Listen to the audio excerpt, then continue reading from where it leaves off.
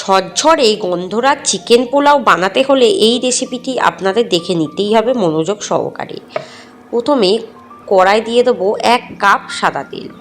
তেলটা ভালো করে গরম হয়ে গেলে দিয়ে দেবো 2টো কুচিয়ে রাখা পেঁয়াজ। মাঝারি সাইজের পেঁয়াজ হলে 2টো দেবেন, ছোট পেঁয়াজ হলে 4টে দেবেন, বড় পেঁয়াজ হলে 1টা দিলেই হবে। আর যে চাল আপনারা ব্যবহার করবেন অবশ্যই দেরাদুন রাইস ব্যবহার করবেন, সেটা কিন্তু 1 ঘন্টা আগে ভিজিয়ে রেখে 80% বয়েল করে নেবেন।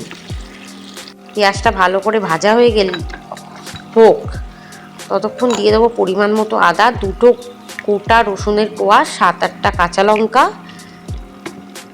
আর হাফ কাপ জল দিয়ে ভালো করে ঘন ঘন করে বেটে নেব। এদিকে কিন্তু পেঁয়াজটা ভালোভাবে ভাজা হয়ে গেছে। এরপর দিয়ে দেবো 500 গ্রাম চিকেন, কারি কাট করাই চিকেন।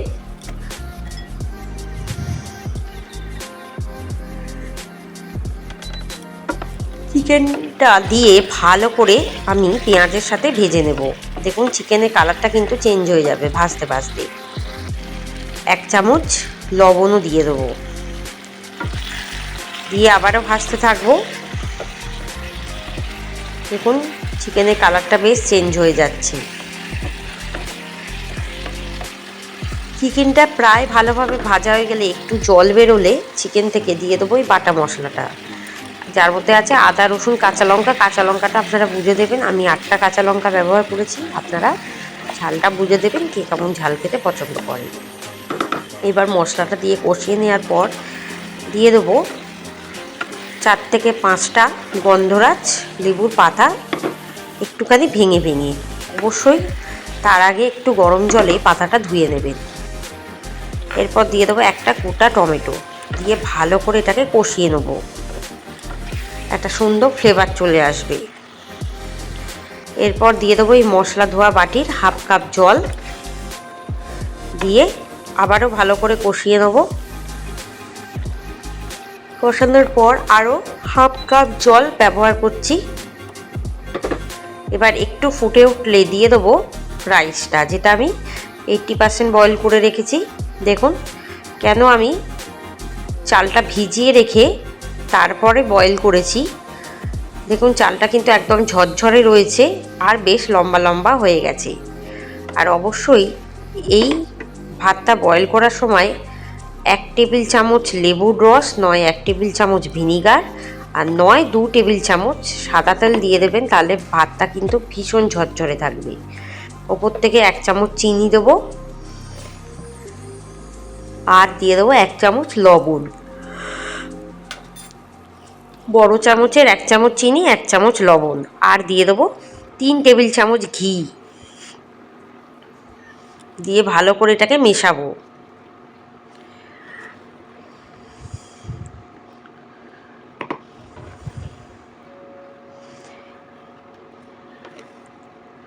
খুব ভালো করে এটাকে মেশাতে হবে। মেশানোর পর আরও কয়েকটি গন্ধরাজ লেবুর পাতা দিয়ে দিলাম, একটু কুচিয়ে কুচিয়ে দিতে হবে। অবশ্যই ভালো করে গরম জলে একটু ধুয়ে নেবেন দেওয়ার আগে।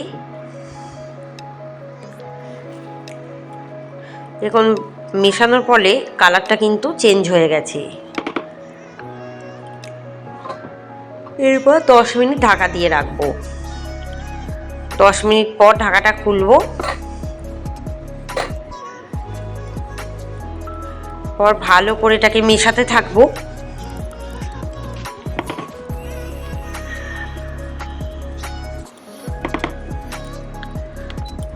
মেশানো হয়ে গেলে দিয়ে দেবো 1 টেবিল চামচ মাখন।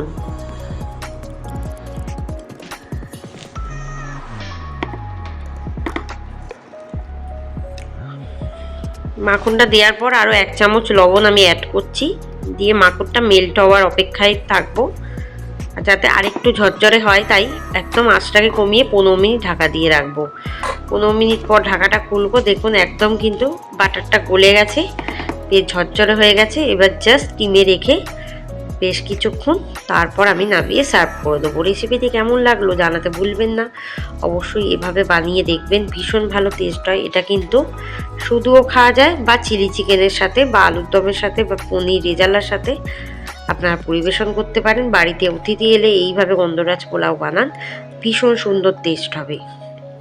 কারুর কাছে যদি গন্ধরাজ লেবুর পাতাটা না থাকে, তাহলে গন্ধরাজ লেবুর রসটা চিপে খোসাটাও ব্যবহার করতে পারেন। ব্যাস, আজকের রেসিপি এখানেই সমাপ্ত হলো। ধন্যবাদ।